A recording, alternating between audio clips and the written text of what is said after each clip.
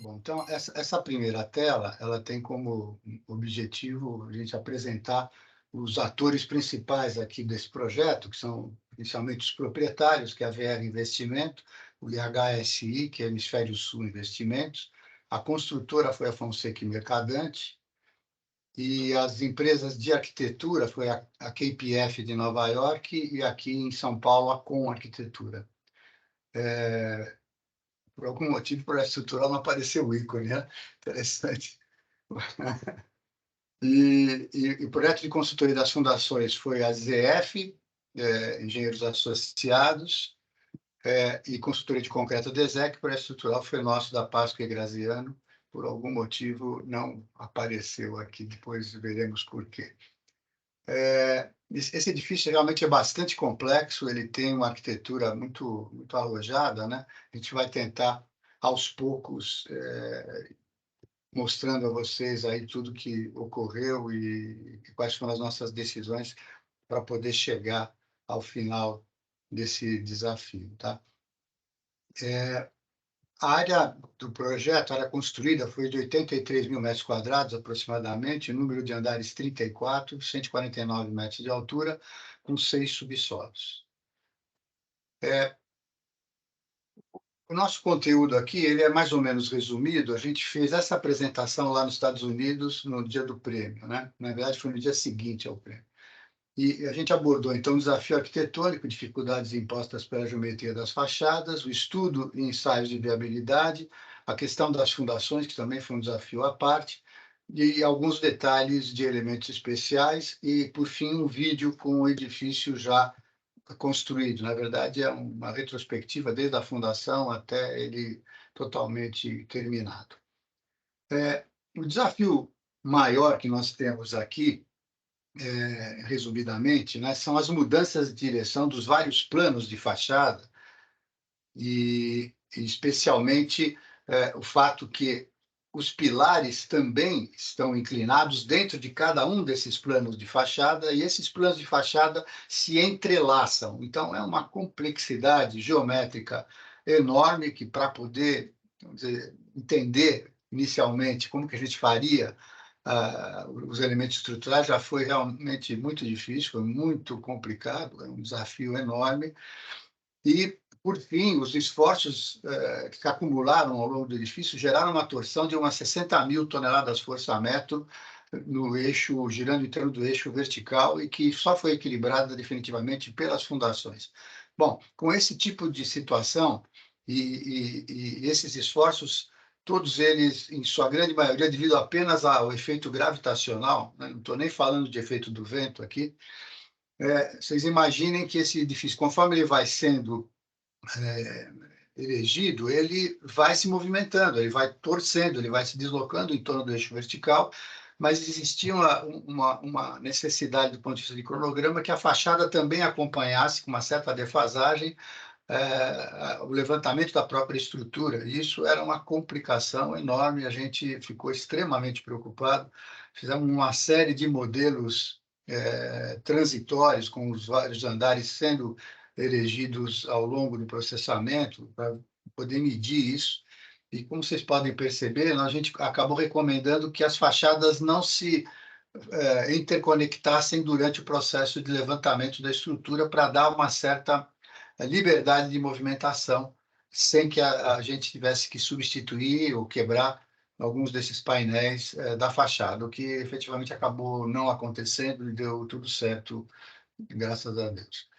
Bem, do ponto de vista dos estudos de viabilidade, a gente trabalhou aí por 4 meses já focado num determinado ponto, mas a gente começou 6 meses antes, de entrevistando empreiteiros, verificando fornecedores que poderiam nos ajudar nesse processo.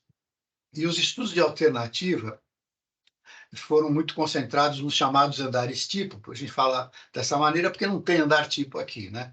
Eles são semelhantes, né? E, dentre esses, uma solução de estrutura mista e aço e concreto versus a de protendido foi a que resultou como as mais viáveis, mas, ao final das contas, na hora do frigir dos ovos, a estrutura de concreto acabou se tornando a mais,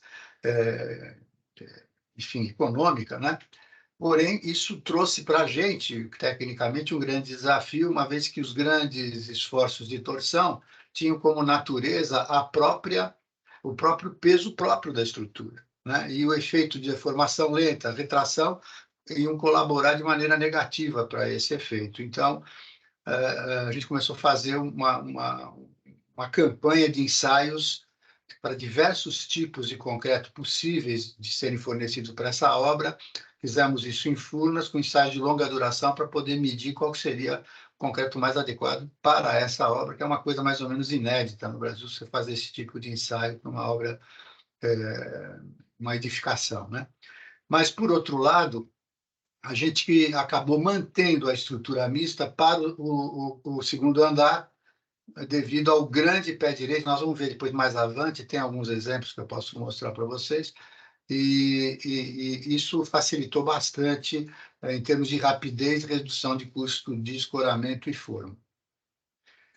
Com relação às fundações, a gente teve aí o envolvimento da ZF, né, que é do Fred, e aqui eu menciono o Valdemar Achiche e o Jaime Marzona, que já faleceram no ano passado, e que nos auxiliaram bastante em algumas questões importantes aí a respeito das fundações, e a gente percebeu uma coisa interessante logo nos primeiros ensaios do próprio material, é que esse solo umedecido, ele se deteriorava rapidamente, né? Ele tinha grande deformabilidade, e a solução natural lá seria talvez estacões ou um outro tipo de fundação profunda, né?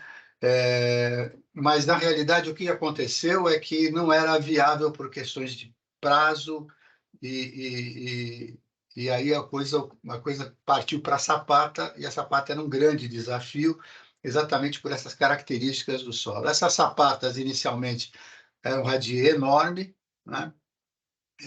E aí, com a participação da DESEC, a gente entendeu que isso seria uma grande operação, uma operação de guerra mesmo, como a gente chamava, porque o número de bombas enfim, seria enorme, e a carga térmica e retração seria também muito grande, tá?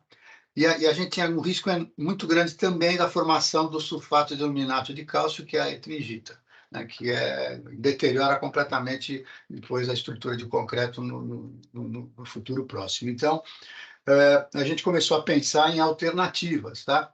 E essa alternativa foi transformar o nosso radier, na realidade, em um elemento anelar. A gente foi subtraindo trechos que eram menos importantes, tá? E com isso a gente conseguiu essa solução. Vou depois passar um videozinho mostrando isso de uma maneira mais clara.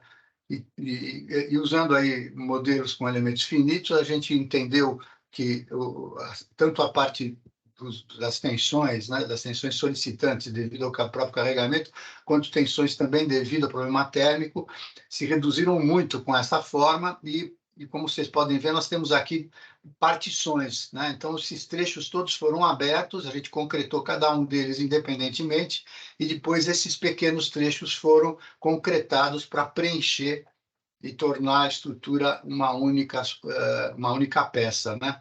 Todos esses elementos foram detalhados em BIM, toda a armadura foi detalhada em BIM para a gente poder entender como é que ia ser organizada essa armação, e a obra recebeu diversos desenhos coloridos aí para poder, né, ajudar na montagem. Que a gente vê desses grandes elementos aí corridos, né, dos anéis. A gente também teve que estudar um monte de situações que viabilizassem a obra em termos de construtibilidade, e uma delas, por exemplo, foi essa aqui das emendas por barra, onde a gente fez um enrijecimento com chapa soldada, além dos estribos, para garantir que dois elementos semelhantes se acoplassem sem grandes dificuldades, tá? Porque isso estaria a muitos metros de altura durante a montagem. Então, isso funcionou super bem, tá? Aqui a gente vê aqui à direita uma conexão já lá, quando chega na laje do segundo andar, onde eu transito de metálico para concreto, e isso também foi todo estudado em 3D, de tal forma que a gente conseguiu visualizar bem as interferências. E aqui é um estudo que ficou depois vencido, que era exatamente no caso da estrutura ser executada completamente em estrutura mista, tá? Aqui a gente tem um detalhe dessa transição já na obra, né, onde eu passo de pilar com aço para o pilar de concreto armado, com os arranques implantados, a alma de aço da viga metálica que transpassa o próprio pilar, desculpa, e a conexão parafusada do pilar misto. Esse detalhe aqui a gente vê é a saída, né? E, de uma certa forma, aproximadamente, a chegada dos pilares em Y, tá?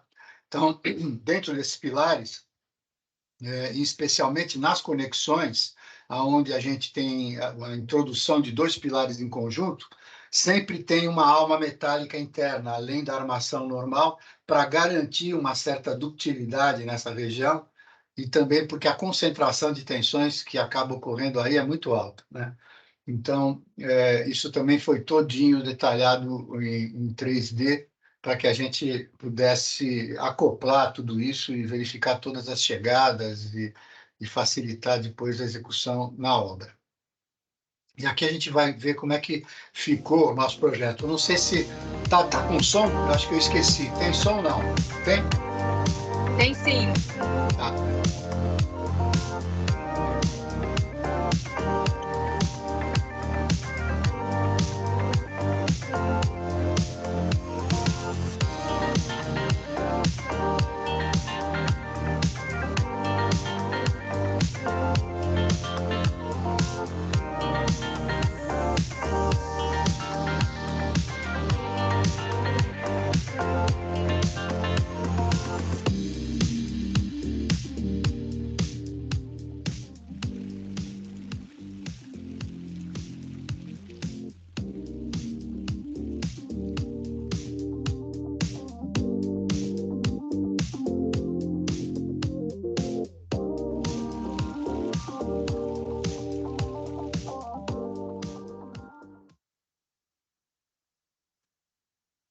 Bom, então esse é o final da apresentação que nós fizemos lá nos Estados Unidos, tá? E aqui a gente tem um trechinho aqui da premiação, para vocês verem, né, como é que foi. Foi um evento bem interessante, tinha 400 pessoas, um jantar.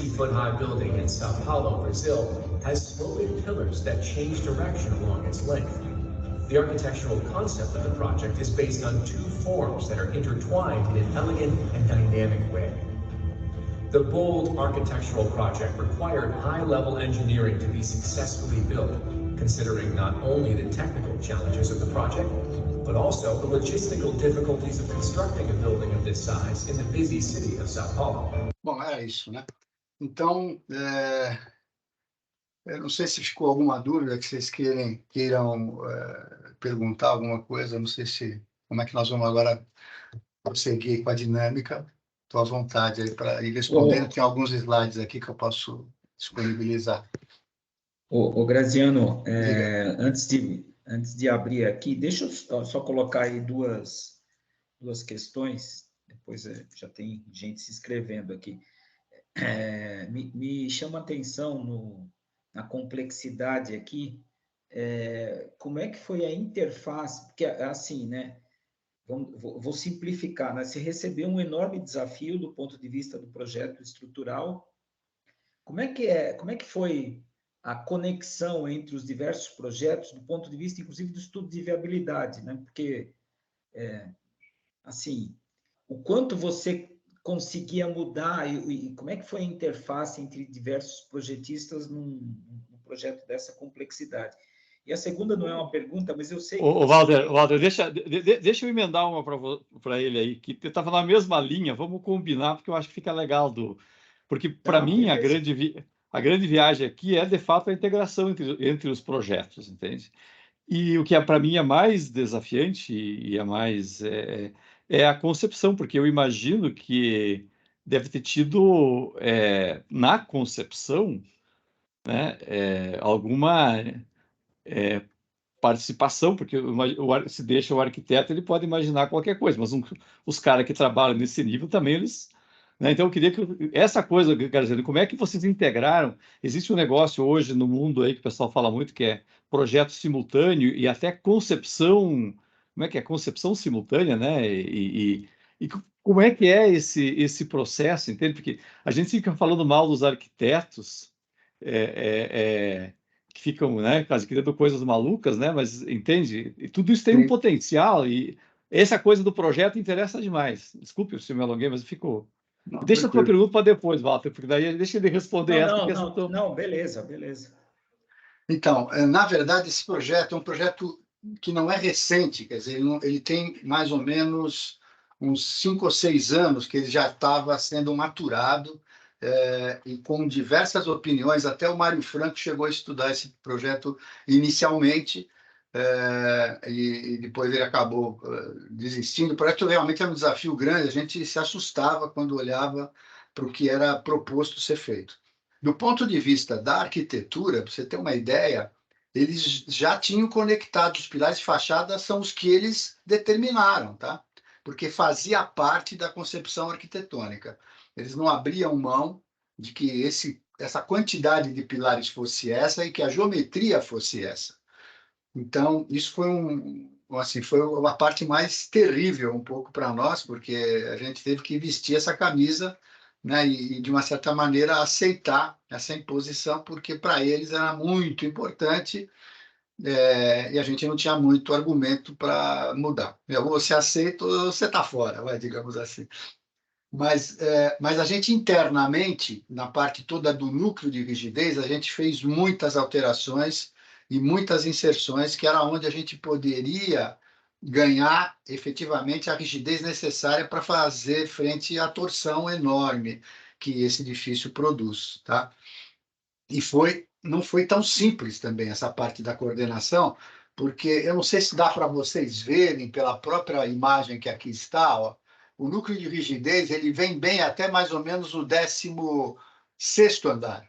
E aí ele abre, porque esse espaço começa a ser utilizado. Não sei se vocês conseguem enxergar aqui onde está o meu mouse, tá? Dá para ver sim. Tem um vazio aqui, né? Então, todo esse espaço ele recua, aprofunda dentro do core para ser utilizado nos andares mais altos. Então, a gente acaba perdendo uma parte do core de rigidez, né? E cria uma nova. Isso não estava previsto na arquitetura, a gente teve que fazer essa negociação. Toda a negociação com a arquitetura foi bem suada, não abençoada, foi bem suada. Foi difícil mesmo, mas o pessoal foi entendendo porque a complexidade era assim, era enorme para nós, né? Do ponto de vista da estrutura, a gente foi extremamente rigoroso também em não ceder muitas coisas para os demais projetistas, porque não havia como. Lógico, a gente teve que abrir algumas passagens, né, para instalações, tudo bem.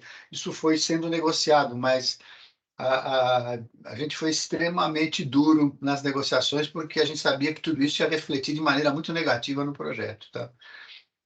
Então, não foi uma maravilha nesse aspecto. A gente já participou de outros projetos internacionais em que a concepção foi mais tranquila do que nesse. Tá?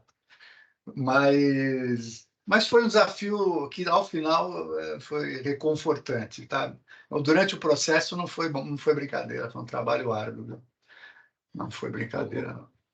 Ô, Graziano, Diga. eu sei que você tem um material adicional aí que Sim. acho que vale a pena compartilhar, entrando mais no detalhe da solução do pilar, da fundação, como é que você trabalhou isso. Acho que podia Sim. ser legal você compartilhar isso aí. Eu vou mostrar para vocês, está aqui na tela, quer dizer, essa parte das mudanças bruscas, agora com um pouquinho mais de calma, é interessante mostrar onde é que elas estão ocorrendo, né? Então, a gente tem uma muito brusca no 6º andar, mas os elementos estão mais comprimidos, desculpa. E no 14º e no 15º, onde a coisa é muito violenta, porque eu tenho praticamente metade da carga do prédio já nesses pilares, e eles mudam de direção simetricamente em relação a um plano vertical. Então, aparecem forças horizontais enormes. Tem um vídeo aí que eu vou mostrar para vocês rapidamente depois, onde eu gravei um pouco algumas falas e imagens, mas a gente tem aqui 900 toneladas de carga desequilibrada horizontal em cada uma dessas linhas horizontais. Tá? É um negócio estratosférico. Tá? E essas mudanças, o que ocorre aqui no 15º, ocorre igual na outra fachada, do 14º, mas na direção oposta. Então, na soma das forças horizontais, eu até consigo equilibrar, mas existe uma resultante de torção em relação ao eixo vertical que fica totalmente desequilibrada e vai acompanhar a estrutura até chegar na fundação. Então, isso é super torsionado, né, em relação ao eixo vertical. É uma solicitação violenta.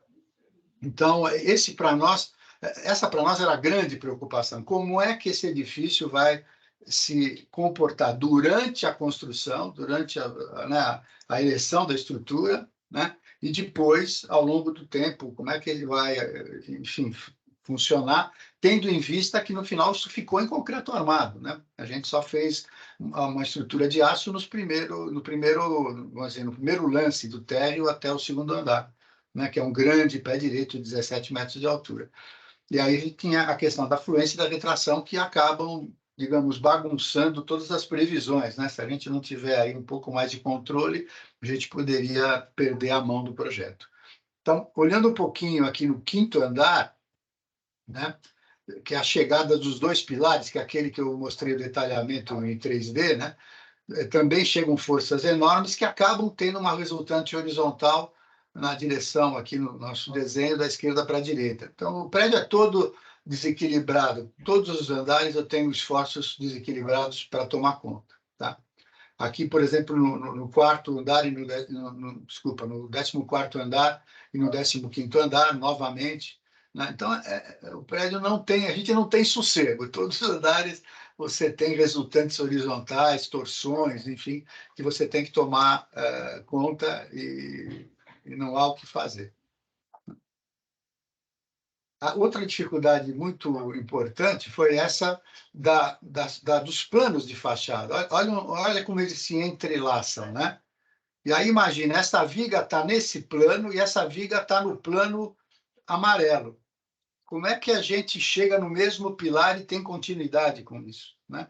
Foi um quebra-cabeça para tentar encontrar solução e conseguir, enfim, armar isso e penetrar com a armadura dentro do pilar. Então, é uma coisa desse tipo, chegando num pilar que está na outra direção. Né? Foi realmente muito complexo. E aí, para a gente recordar, né, a gente tem aqui, nos estudos de viabilidade, a estrutura mista, que está aqui na parte inferior. Realmente, isso aqui foi uma solução muito interessante para a obra, a gente ganhou muito tempo. Eu não sei se ficou claro pelo vídeo, mas esses pilares são pilares metálicos, né, que provisoriamente funcionam só como metálicos mesmo, porque o concreto vai sendo preenchido ao longo do tempo, até eu chegar no 3º andar, mais ou menos, ou 4º andar, tá? Então, eles tinham capacidade para suportar essa carga, vamos dizer assim, até construção, e depois, através dessas janelas, a gente foi concretando e inspecionando todos esses pilares de forma que eles depois funcionassem como pilares mistos, tá? Essa questão das entrevistas com fornecedores de sistemas e de concreto foi muito legal. Isso ajudou muito a gente a entender quem era ou quem poderiam ser os eleitos aí para colaborar nesse desafio. E a gente ganhou também uma experiência interessante de conhecer essas pessoas, né? Que muitas vezes são pessoas simples, mas que têm uma capacidade técnica interessante, né? de sugerir, inclusive, soluções. Bom, e esses ensaios de concreto para fluência, para diversos traços e diversas resistências, né? Que também é uma coisa que não é normal a gente ver no Brasil, né? E depois, controle de deformação das fundações e das fachadas, que foi feito durante toda a obra e depois após o período da entrega também. Aqui eu já listei, né, que é o 6º, 14º, 15º, grandes transições, protensões, geometria de contraventamento em treliço horizontal. Nós vamos ver aqui um videozinho que mostra isso. A solução do enrijecimento do core, acima do 17º andar, é aquela questão que eu mostrei para vocês, que é que o core ele abre para ceder espaço para as lajes corporativas.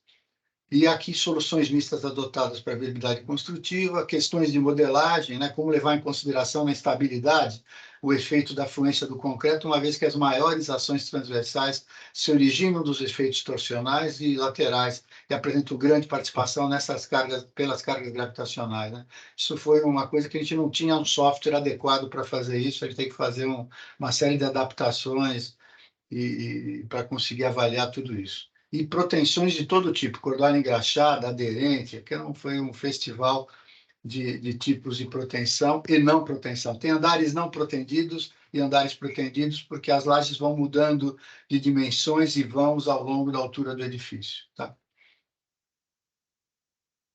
E aqui é uma dificuldade construtiva, né? Como garantir a execução dos pilares inclinados na inclinação geométrica de projetos. Se você perder a linha, você não pega mais. Tá? Então, a gente fez um software que, com as leituras de campo, a gente fazia previsão para onde estava indo as deformações da obra, para começar a fazer correção antecipada, para não perder as inclinações de fachada. Tá? E esse controle de deformação na fachada para viabilidade de execução simultânea das mesmas com a elevação da estrutura. Então, isso também foi muito complicado. A gente realmente atuou na obra até o final, durante a pandemia, eu ia à obra toda semana, não tinha choro nem vela, não tinha o que fazer, tinha que acompanhar, porque a responsabilidade era enorme, né? E aqui é um exemplo para entender um pouco da questão da sapata, tá? O que a gente fez com ela, além de ter feito esses buracos, recortes e ressaltos, né, ampliando um pouquinho, a gente isolou, né, elementos de sapata como se fossem sapatas isoladas, tá? E era uma sapata tipo bolo de noiva, quer dizer, ela tinha uma primeira linha de camada e depois uma segunda camada enrijecedora, né, onde o pilar estava ali contido, e depois todas as outras partes foram assim executadas e posteriormente unidas através dessas faixas achuradas aqui, que foi concretado com um concreto especial, de alta capacidade e baixa retração. Então, a sapata, olhando um pouco melhor, ela tem esse aspecto e essas subdivisões. Então, eu conseguia ter aqui 7 frentes de trabalho de concretagem, separadas, como se fossem sapatas totalmente isoladas, e depois eu as unia através desses elementos coloridinhos aqui, deitadinhos, que faziam a conexão das segmentações. Com isso, a gente economizou aí 1.450 metros cúbicos de concreto. Então, aqui tem uma visão da obra, essa foto já apareceu anteriormente, a armação toda em 3D, para que a gente pudesse entender o que estava acontecendo.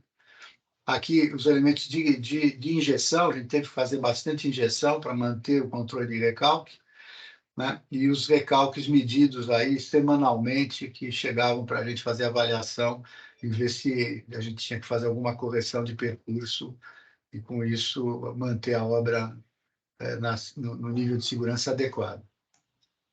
Então, aqui eu tenho um videozinho que eu pretendo colocar para a gente enxergar essa grande sapata, que foi realmente uma coisa bem interessante, e uma parte da viabilidade também foi com a colaboração do Valdemar, a Xixi, e eu depois descobri que a sapata anelar ela tem maior capacidade de carga do que a sapata preenchida, tá? Ela ganha capacidade de carga no solo. É interessante esse aspecto aqui, mas isso no começo eu não tinha noção quando eu comecei a propor isso. Então, vamos lá. Bom, pessoal, esse segmento aqui da apresentação está gravado para que eu tente, da maneira mais ágil possível, passar por 3 tópicos muito importantes, que um é mostrar para vocês, de uma forma tridimensional, como é que é essa sapata anelar, né, que foi feita para pegar toda a estrutura do térreo. Então, vocês podem notar que existe realmente um anel, né, que pega todo o core de rigidez à torção, que é muito importante. São praticamente 60 mil toneladas força a metro de momento torsor que chegam até aqui. E é interessante ver que a gente fez o quê? A gente cavocou regiões que não tinham grandes tensões, né? Que poderiam, portanto, trabalhar de forma isolada, por exemplo, com sapatas isoladas, e com isso retirar um volume enorme de concreto e aço deste elemento estrutural tão importante, mas que poderia ser objeto de uma otimização. Tá? Então, acho que, como diz o ditado, né, uma figura, uma imagem vale mais do que 1000 palavras. Eu gostaria também de falar com vocês a respeito da estrutura que vai do segundo andar ao térreo, onde ocorrem aqui uma série de transformações, e é um dos pontos nevrálgicos aqui da nossa estrutura, da solução estrutural, e lembrar primeiramente que esta laje do segundo andar é uma laje toda em steel deck, com vigas metálicas, apoiada sobre pilares externos que vão funcionar como uma estrutura metálica independente, provisoriamente, até que se concrete a laje do terceiro andar, né, de tal maneira que ele é autoportante, não foi necessário escoramento algum, né, se economizou muito com essa solução. Por outro lado, nós temos na estrutura do core grandes aberturas, né, que, com esse pé direito enorme, acabam tornando a estrutura muito flexível para continuar a receber aqueles esforços de torção tão importantes que vêm da estrutura acima do segundo andar. Então, o que foi feito? Foi feito uma transição. Vejam aqui, isso aqui é o segundo andar, é a laje que a gente acabou de comentar, que é toda em steel deck, com pilares provisoriamente metálicos, que depois vão funcionar como estrutura mista e estrutura de concreto, muito mais especialmente depois. E aí, o que se fez foi gerar novos núcleos de rigidez que pudessem absorver essa torção, né, nesses andares, de tal maneira que fossem efetivamente bem fechados, de forma que eu pudesse transitar essa torção do nível do segundo andar para o térreo, e aí depois, abaixo do térreo, nós voltamos a ter o anel externo, assim como temos no andar tipo também. Então, se a gente observar, né, esse anel externo existe aqui acima do mezanino do térreo, porém, abaixo ele já está totalmente separado em outros anéis, porque eu tenho um grande corredor aqui, que arquitetonicamente foi muito importante, essas aberturas, esses elementos com comunicação. E quem viabilizou tudo isso, né, foi uma estrutura de transição, com grandes paredes que travaram esses elementos e conseguiram gerar a rigidez que a gente comentou. Então, eu espero que tenha ficado claro para vocês uma parte aí, pelo menos, das soluções que a gente conseguiu dar. Outro desafio muito grande é a estrutura do 14º e 15º andar, onde ocorre, além do sexto andar, que também ocorre coisa semelhante a essa, mas o sexto andar gera mais compressão, essa não, essa é um desequilíbrio muito grande, né, com forças desequilibradas enormes horizontais, né? A gente tem aqui, para vocês terem uma ideia, nessa linha de fachada, alguma coisa como 930 toneladas desequilibradas devido à compressão desses pilares que chegam de forma inclinada e resulta uma grande força horizontal, né? Essa força horizontal empurra o prédio nesse desenho que eu estou mostrando para vocês, da direita para a esquerda, né? E isso se dá no 14º andar, tá? E depois no 15º do outro lado. Então, do ponto de vista das forças horizontais, até tem um equilíbrio entre o 14º e o 15º, mas a torção gerada está totalmente desequilibrada, eu só vou conseguir equilibrar tudo isso quando eu chegar lá na fundação. Então, olhando um pouco essa estrutura, qual foi a solução que foi dada? Foram criadas grandes transições, né, treliças, né, que absorvem essas forças horizontais e jogam essas forças reagindo contra as paredes do core, de tal maneira que isso também possa acontecer do outro lado, já no 15º andar, né, de forma muito semelhante, e que depois o core dê conta de absorver tudo isso, fazendo o equilíbrio primeiro das forças horizontais e depois levando toda essa torção para os andares inferiores. E isso, então, acabou nos obrigando a criar também umas estruturas adicionais aqui, todas protendidas, isso é protendido, isso aqui é protendido, né? São vigas todas protendidas de tal maneira que eu consiga absorver essas mudanças, as grandes mudanças de direção das fachadas. Tá? Então, muito obrigado aí pela atenção, era isso que eu queria passar para vocês de forma bem sucinta, espero ter ficado bem claro. Obrigado. Bom, era isso aí, gente. Bom, pessoal... E aí, aqui nós temos alguns detalhes, mas isso já tem menos importância, onde todo o detalhamento metálico com concreto realmente foi feito em programas com base BIM, tá? Era isso, basicamente é isso. Diga. Graziano, tem duas perguntas aqui do Brito e da Eliana que, de alguma forma, eles dizem respeito. Você recebeu uma arquitetura desafiadora, né? E aí você entra para o projeto. Quando a gente chega ali vamos dizer, na camada de baixo, nós vamos encontrar os fornecedores e quem constrói. Como é que é o desafio do ponto de vista dele? Então, o Brito, por exemplo, está querendo entender como é que foi ali na concretagem da fundação, como é que foi o planejamento, o número de bombas, betoneiros utilizados, e a Eliana com a questão como é que foi o processo de seleção de equipe, de fornecedor, para dar conta também aí, vamos dizer, numa terceira camada, de fazer acontecer o que foi pensado na arquitetura e na estrutura. Bom, eu não tenho aqui de cabeça o número de bombas que a gente acabou utilizando. O que eu posso dizer é que essa estratégia de ter fatiado, né, a grande sapata da fundação, a gente acabou recaindo num processo relativamente normal de concretagem, porque os volumes necessários a serem aplicados eram daqueles pedaços de sapata que a gente tinha pela frente, tá?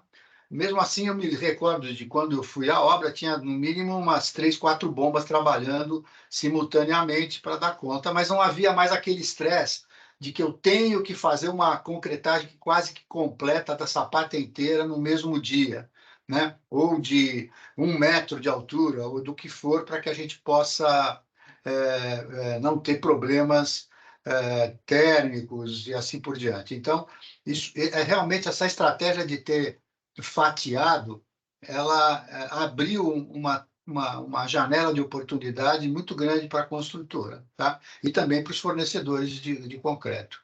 Já, por outro lado, né, essa coisa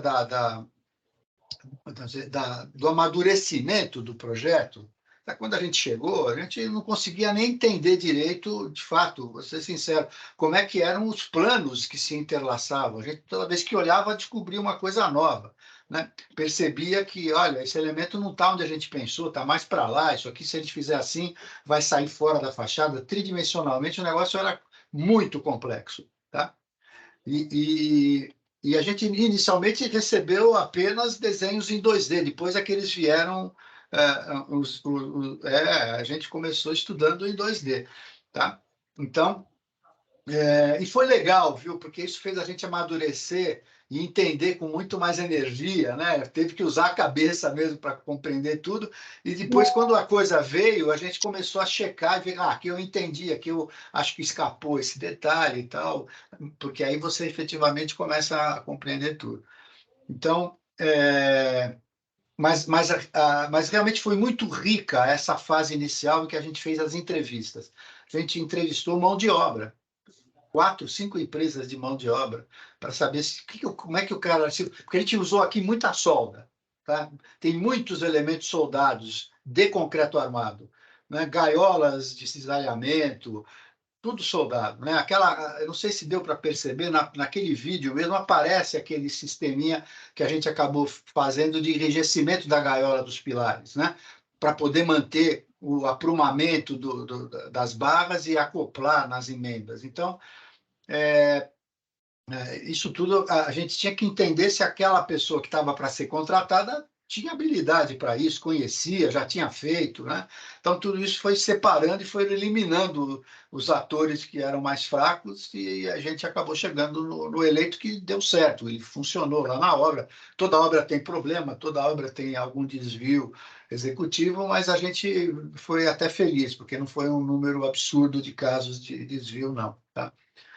Mas foi assim, a equipe inteira estava extremamente motivada, né? A equipe da construtora super motivada, a gente fazia reuniões 2 vezes por semana, né? Faltava até tempo para trabalhar, de tanta reunião que a gente fazia, mas de forma que a gente fosse amadurecendo par a par, conforme o projeto andava, eles estavam andando com a gente junto para tomar as decisões, porque não dava para tomar decisão sozinho, né? Falar, vou usar aqui um negócio da NASA, mas como é que eu faço? Não sei usar isso aqui. Quer dizer, tem que ser alguma coisa que estivesse ao nível da construtora em termos de o que elas conseguiriam executar. Fizemos mockups de vários pilares para a gente poder entender o acoplamento, como é que a gente ia conseguir fazer isso. A gente estava muito preocupado com a questão da retração dentro dos pilares metálicos, que poderiam, eventualmente, descolar, né, da camada externa o núcleo de concreto. Quer dizer, como é que a gente poderia verificar isso e controlar isso? Então, foram muitas os estudos e muitas as preocupações. Tá? Não sei se eu respondi tudo que você queria, Eliane. Tá ótimo. Opa, desculpe, Helena. Não, eu falei que foi ótimo. Agradeço, obrigada.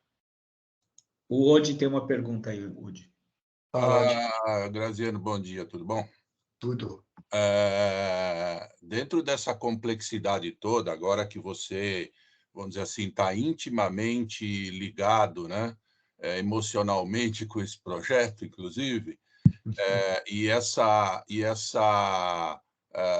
junção de aço com concreto, né, quer dizer, uma obra híbrida, né, coisa que, por exemplo, os holandeses são super craques em fazer, né, abusam disso, assim, não que abusam, né, dão soluções assim maravilhosas com essas participações de concreto e aço. Você acredita que esse projeto ele deveria ter sido feito todo em aço? Era o nosso entendimento, pelo menos em relação aos pilares, tá? E vigas externas, para tentar minimizar o efeito da deformação lenta e retração. Tá? A gente tinha essa ideia inicial, estava todo mundo muito focado nisso, até o próprio um dos proprietários, né, que é a HSI, que tem muito envolvimento também com a execução da obra, estava entendendo que essa seria a grande solução e tal, mas a hora que a gente põe preço nas coisas, desanda. A gente, inclusive, embarcou dentro do escritório, tinha lá uma sala grande, onde tinha a equipe de metálica da empresa que estava elegida para executar a estrutura. Eles tinham lá conosco 3 engenheiros direto trabalhando no escritório, só para a gente poder amadurecer as soluções e encontrá-las, né? E ir aproximando.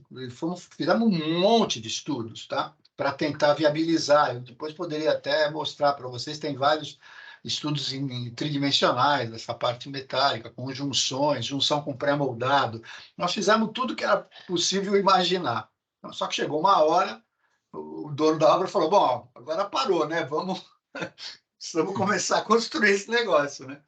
Então, começamos a pôr preço em tudo, né? Custo, e aí a coisa deu uma descolada monstruosa, tá? E caímos na realidade que a gente ia ter que trabalhar com concreto armado, protendido, o que fosse, mas não ia dar para partir para uma solução. Por exemplo, um pré-moldado de concreto, a gente estudou, mas não era viável, porque as junções, com esses efeitos de torção nas lajes, teria que costurar tanto isso com aço que no final inviabilizava, né?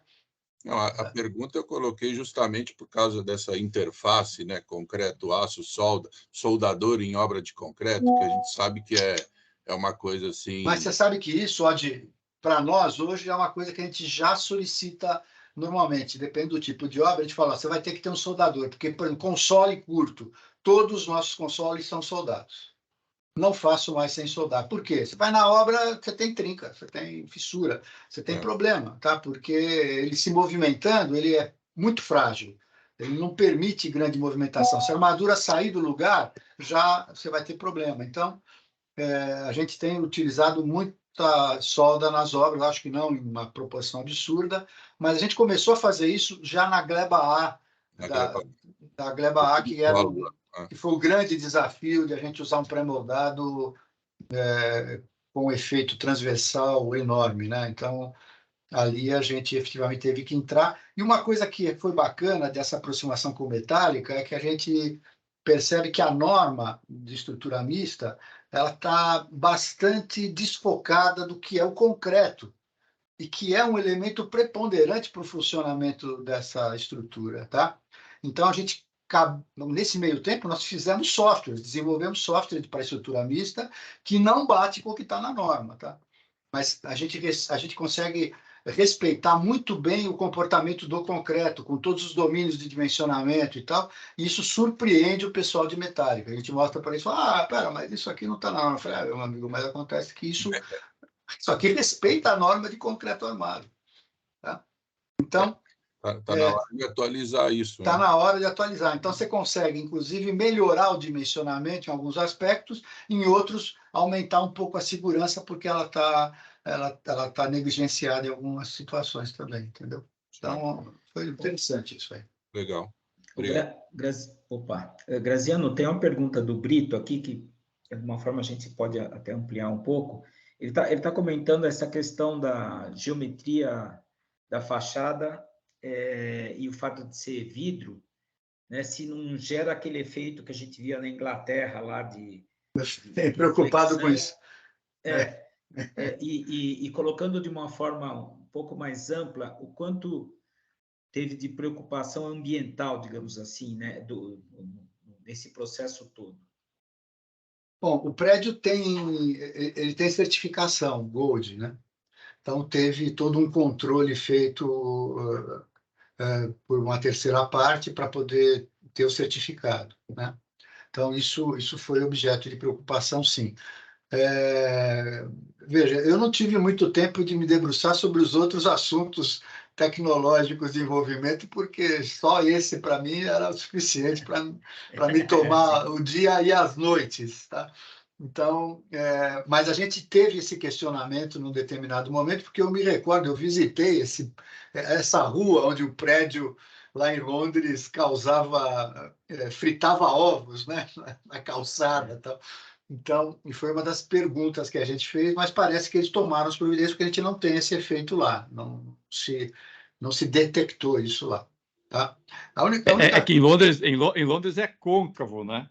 E esse aí é plano. Ele concentra. Vou te fazer uma pergunta assim, a gente está montando a base de dados de consumo de concreto em estruturas, né, de edifícios aí dentro do negócio do roadmap, que de baixo carbono. Você tem na cabeça, não faz muito sentido, porque tem a parte mista, é muito... Mas só para ter uma ideia, metro cúbico por metro quadrado, você tem no número na cabeça? Eu tenho. Essa obra deu 0,39. Não é nada... Quer dizer, está dentro dos mais altos. Tá? Está dentro. Está dentro. Assim, não é... A gente está discutindo aqui na Poli um prédio de 4 andares que tem 0,65.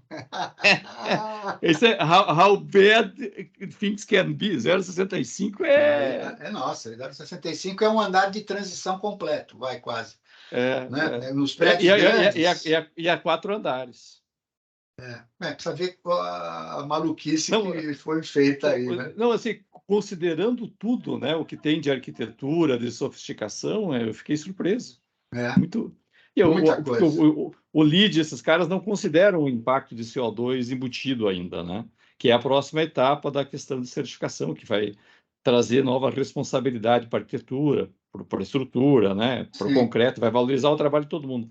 E essa estrutura talvez seja mais complicada que foi feita aí nos últimos anos, e eu acho que o número mais alto que a gente tem na nossa base hoje é 0,37.